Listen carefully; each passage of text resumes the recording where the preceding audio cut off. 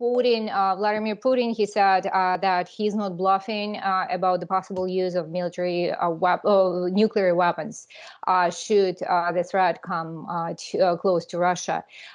Do you think the West and other global players should be alarmed?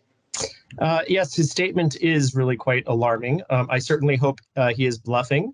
I do not think that use of nuclear weapons, tactile nuclear weapons, is really in anyone's interest. It's certainly not in the interests of Russia or the Russian people, because all that radiation, if it's used, will blow back on Russia itself. That's how the wind pattern, and that's how things move. So I think it's really quite troubling. But what we've seen is that Putin can be really quite unpredictable.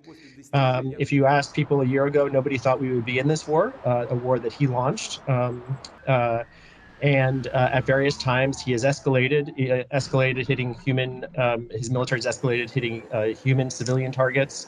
It's taken control over nuclear power plants, put military facilities on those. That is all very dangerous already. So I certainly hope he's bluffing, but Mr. Putin has proven that he's quite unpredictable. And he might not fully appreciate the scope and the diplomatic problems that doing so, the humanitarian and diplomatic problems doing so would entail. I think we've already seen the Chinese leadership push back. They pushed back on him a week ago. But at this latest escalation, both the introduction of this partial mobilization, but particularly the rhetoric about the use of nuclear weapons, the Chinese seem to think that's a red line and urge de-escalation immediately. And I think if you just look at the statements coming out of the United Nations General Assembly from leaders across the world, not just Europeans and North Americans, but from across the world, these statements are really quite troubling. So, Paul, this unpredictability of Vladimir Putin, is it taken into account in Washington, and how is it taken into account? Yeah, I mean, I think nobody quite knows anybody who says they know what Putin is thinking or what Putin will do isn't really being truthful, because nobody quite knows what is in Putin's mind. And even with the closure of relations and the strict deterioration of relations between Russia and the West, it's even harder for Western officials to have a good understanding of what is in Putin's mind.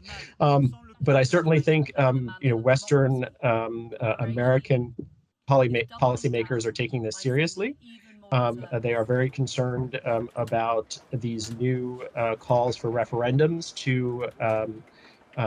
to formally annex the areas that are under occupation. That would make Ukraine trying to take back its territory a direct, Russia can say that's a direct threat against Russia and a violation of Russian territory, even though nobody in the international community will recognize those territories. So, Putin, I think, is in some ways backing himself into a corner and trying to move this from being a offensive war that he launched and trying to change the narrative to one that's defensive. If it's defensive and you're protecting Russian territory, mobilization and all of the things that he's now talking about that he wasn't going to talk about a few weeks ago is more palpable to the average Russian, or at least that's probably his hope. You worked with Russia on different stages of your career, and you advised the U.S. government on Russia as well. Is this the scariest kind of phase and the scariest rhetoric you've heard in your time in, dealing with Russia? And what would your advice be on how to handle this now? Well, I think it certainly is quite scary, and it certainly is, not very helpful. Mr. Putin has used some very fierce rhetoric in the past and fiery language in the past. Sometimes those were shocking, but the sheer fact that the international community is telling broad bases of the international community, not just the United States, but even the Chinese are urging restraint and urging Russia not to use nuclear, chemical, tactical weapons. I think that the fact that we are in this conversation I never thought we would. I always thought that things were stable enough. But clearly, this is one of the most dangerous times. And I think for the U.S. policymakers, there's not all that much we can do. We don't want to escalate this anymore, but it seems like Putin is certainly wanting to escalate. I think it is essential that the U.S. Not recognize and urge other countries not to recognize these rushed referendums. I think it's important that the West stays united, but also that the West reaches out to the people that Russia listens to. It's clear that he listens to Xi Jinping. It's clear that he listens to Prime Minister Modi of India, and maybe trying to engage some of these other states that he will still listen to try to help tone it down. I think is useful. So would it be for extra added pressure, and would this added pressure have a danger of producing this kind of reverse effect? You already mentioned that Putin feels trapped, and if there is more pressure added, he feels more trapped, and then there is just following down this path of unpredictability. Do you see this scenario happening? Yeah, I mean, I think Putin is most dangerous, and sort of this war is most dangerous when Putin actually feels that he's cornered. And right now, I think there is that feeling of being cornered because of the military difficulties that Russia faced just a week ago. This is a war that is not going according to plan. At numerous times, it has not been going to plan. This was not the cakewalk. They didn't walk in and Zelensky fled and the Ukrainian people collapsed. This is, for Ukraine, this is a war for their survival, and the brutality that Russian forces have inflicted on civilian populations has galvanized them to sort of really, push back. So this is a very troubling scenario, and I think, once you launch a war, Putin has talked about himself as a modern day, Peter the Great, somebody who is, restoring Russian power, restoring Russian land. If you start a war like that and you don't win the war, it's very destabilizing for that regime. So I think it's very troubling for people around Putin, and for probably for Putin himself, just to sort of see this is probably the biggest one of the biggest crises he's faced, and it's one of his own doing. Do you feel that with announcing this mobilization, he's risking his popularity inside Russia? I certainly think that's the case. It seems that they're slowly going through this. It's a partial mobilization. It's not a full mobilization. But so far this war has been fought primarily by rural Russian men, not not people from the main big cities. And I think involving them would certainly cause some pushback. The penalties for not going along with mobilization or not fighting are high. I don't think that's going to be very popular. But I also think the problem that Putin faces is these are young men, some of them who are not fully trained, and he needs forces, capable forces now, and even a mobilization, whether it's partial, people with reservist training, or a general mobilization. I don't think he can immediately get the capabilities and the manpower that he needs, the trained manpower that he needs in the short term. So I really wonder what this is, militarily, what this will achieve, except to try to rally people around the flag and move this from an offensive war to one where he hopes to be able to sell it as a defensive war. But whether or not it will enhance Russia's capabilities is unclear. Do you feel that Putin, with this announcement, kind of alienated the allies that still existed, at least on paper, because we watched Samarkand last week and we saw the change of the mood in many of the countries who participated there, and Putin didn't look very comfortable there, at least on that during that forum. So do you think with this something is going to change in the perception of Russia by, say, Central Asian countries, by China, and by whoever participated, whoever we watched in Samarkand? Yeah, I mean, I think what's really interesting is a lot of us in the West have sort of looked at Russia is isolated from the West, but not necessarily from the rest of the world. But it certainly seems after that SCO, the Shanghai Cooperation Organization conference summit in Samarkand last week, that the Chinese are very unnerved by what's happened. The Indians are very unnerved. The Chinese said it in private. Putin only admitted that the Chinese had mentioned this, but the Indian leader said it in public. And I would imagine that others, whether it's South Africa, other members of the non-aligned movement, are also unnerved by this. I think the most bold statements were certainly by the Chinese and by the Indians, but I think the Central Asian leaders that were there, they were trying to keep Putin at arm's length. I did notice that Mr. Tokayev, the president of Kazakhstan, has really tried to put distance between his country and himself and Mr. Putin and Russia. That's kind of surprising, considering he owes his position to the CSTO intervention. But he's really is pushing back on Russia, trying to chart a new foreign policy. And I noticed that he was only partially at the SCO summit. He spent a lot of time with the Pope and religious leaders. So he went there and then disappeared. We saw similar engagement, style of engagement from President Mirziyoyev. The most interesting thing I could note out of that was there were a whole bunch of trade, investment, and strategic partnership deals signed between Uzbekistan and Russia. What was not agreed to was any membership in the Eurasian Union. I thought that was probably going to be around the corner before this war in Ukraine, and it clearly is off the table right now. So I think what we're seeing is these leaders put distance, these leaders trying to dance a very careful line, aware that the Chinese, aware that the Indians might be offering them some maneuvering room, and also continuing to reach out. None of these governments in Central Asia are happy by what Russia has done in Ukraine. They generally, the governments and many of the people generally support the Ukrainian side of this. And so these countries are walking an extremely fine line. The other thing that I think is really quite interesting is I think we've really seen a shift in power dynamics in Central Asia just in the last week.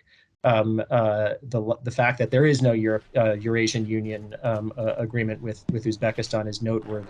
The fact that Kyrgyzstan and Uzbekistan signed this rail agreement with the Chinese to help build the Middle Corridor. The Middle Corridor is that transportation corridor that will run across Central Asia, probably go through the Caspian, through the Caucasus, and out to Europe. The existing line that was built as part of the BRI is really not functional anymore in the post-Ukraine environment. Nothing is being shipped there. And so we're seeing, China and Central Asia look beyond Russia. The Uzbeks are once again looking, to a southern route. The Kazakhs are looking towards an Azerbaijani route. And the Chinese, were signing deals left and right. And the Chinese even reiterated Kazakh's territorial integrity and the importance of its sovereignty once Xi Jinping arrived in the region. I think those were clear messages to the Russians, and really signals that China is now the main most influential power in the region, and it's a time when I think Central Asia moved from being sort of in Russia's backyard to being as much, if not more, in China's backyard. So, Paul, this is interesting that in Samarkand, the meeting of the Tajik and the Kyrgyz leader happened while the fighting was still going on the border. And there was a peace agreement this week, at the beginning of this week. And I just wanted to gauge from you if you feel that this is going to be lasting, because this is not the first time that trouble emerges on the border. And just in general, on the dynamics, how it was all happening, clashes, presidents meeting at the same time, and then we're emerging with this, peace agreement. What's going to happen next? Well, I sadly don't think that we've seen the end of this. We've had little ceasefires before. I hope I'm wrong, but I expect that this will likely continue. Some of these are as much bottom up as they are top down problems. And so it doesn't matter if the leaders all get together. The leaders can certainly stop violence at immediate, at a moment's notice if they get together. But to really resolve the social and border issues in the long term are much more complicated. The other thing that I think was interesting is we saw both this violence in Tajikistan and Kyrgyzstan. At the same time, we saw the violence in Armenia and Azerbaijan. And I think the SCO, the Shanghai Cooperation Organization, this potentially was a time when it could shine. It could show that it could be a problem solver. And Russia also could show that it could be a problem solver. But Russia seemed to be distracted. And the Shanghai Cooperation Organization's leaders, were really not able to stop the violence in either case, at least while they were having their summit. So they smiled for the cameras, but they didn't bring the immediate solutions. The solutions maybe are coming a week later.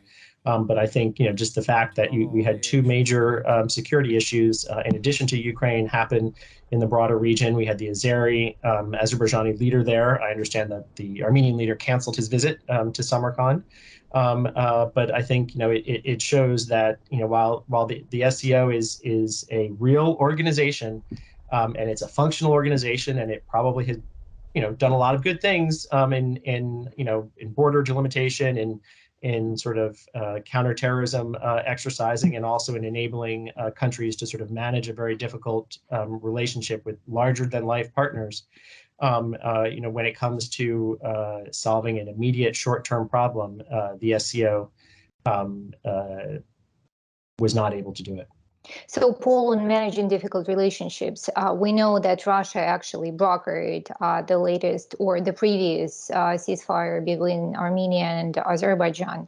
And the fact that Russian influence is decreasing due to what is happening in Ukraine, the fact that we haven't seen any meaningful kind of intervention in a good way, diplomatic intervention this time, does it mean that this further troubles for Russia diplomatically on the global level will result in more trouble kind of in the region, in the near abroad as well? That seems to be just go like that, go on fire just very quickly. Yes, I think that is certainly the case. I mean, Russia was not able to stop this violence. Russia has peacekeepers on the ground, and this violence, moved from the Karabakh region directly to the border of Armenia and Azerbaijan, including, from what I understand, shelling into Armenia proper. That, in theory, should activate the CSTO, but it seems like the CSTO was only willing to send fact-finding missions there. Not a whole lot. And what we've seen an alienation from Russia of the Armenian government and the Armenian population. They expect more from Russia. And we've seen that similar alienation from the Azerbaijani side. We've seen the same sorts of threats to Azerbaijani sovereignty that we saw to Ukrainian sovereignty or Kazakh sovereignty. So they've alienated many of the elites. And so, Russia has really, through its Ukraine war and through the difficulties it's been having in the Ukraine war, it's really raised questions about whether it's a reliable partner for the Armenians and whether it's a reliable partner for the Azeris as well. So we know if we're talking about American diplomacy in this case, Nancy Pelosi went to Armenia, and there were outcries from the Azeri community, obviously. And I was just wondering, and Antony Blinken just had a meeting in New York with the foreign ministers of Armenia and Azerbaijan, and he kind of praised the effort of, putting peace back in place. What is your take on how America is behaving in this situation and behaving diplomatically in the first place? Well, I think America is re-engaging. We have a new Minsk Group co-chair. The Azerbaijanis don't like the Minsk Group at all, but we are re-engaging. We have sort of not been actively involved in this conflict. The Trump administration de-emphasized this conflict, and so now we're back into it. I think that's appropriate given the scope and the tremendous dangers of renewed fighting. So that makes sense. On Speaker Pelosi's visit, I do not think it was very helpful. I understand why she did it, but I think the timing and some of the rhetoric certainly doesn't facilitate a dialogue, at least from the Azerbaijani side. I think her visit was not a message from the administration. It was a message from Speaker Pelosi, who has long cared about the Armenian Nagorno-Karabakh issue. She has a large Armenian diaspora in California, and I think this was as much legacy at the end of her career as it was anything else. But I'm happy that Secretary Blinken, is meeting. I'm happy that we are, pushing again, and I'm also happy to see the Europeans have also been front and center. The European Union has been front and center in some of these negotiations as well, and I think, both is important. And we've seen the sort of the focus of who is the actual broker. It switches. Sometimes it's been Russia, sometimes it's been France, sometimes it's been the EU. And now we seem to be in EU, and perhaps this is an indication that the Americans are starting to re-engage in this issue. About the EU poll, we know that Azerbaijan emerged as a new energy supplier in the last few months to the European Union. And in this particular conflict, do you feel that Europe is going, or Brussels is going to be tempted to side with Baku more, or it's going to keep an impartial position? Well, I think they certainly need the Azerbaijani energy. I think getting that energy in short order is still a long way off. Getting the infrastructure in place to sort of really be impactful is certainly there. But I do think having this conflict continue is very destabilizing, because Russia is right there. The infrastructure all goes through Georgia. It's not a very stable country given Russia's location there. We have the conflict between Armenia and Azerbaijan. If that is not resolved, the stable transportation corridor for energy is not stable through the Caucasus either. So I think while Europeans are clearly re-engaging with the Azerbaijanis, I think they realize that just focusing on the Azerbaijani side will not necessarily solve their longer-term energy issues. That helping make this a more stable region and resolving these conflicts is key. There's also some countries in the European Union that have very vocal Armenian diasporas too, France in particular, and they will be very carefully watching and trying to influence this process as well. Well, my last question, there were parallels kind of emerging on social media after Pelosi's visit to Yerevan, I'm sorry. And basically what was happening after Pelosi went to Taiwan a month ago, this week we saw kind of continuation of the rhetoric, and President Biden said that United States are ready to intervene and support Taiwan with military means should China invade. Should there be parallels seen in the case of Pelosi's visit to Yerevan, or it's just too far-fledged? I think it's too far-fledged, and the U.S. doesn't have the exact same interests in Armenia and Azerbaijan as we do have in Taiwan. I think, China is, our number one foreign policy challenge.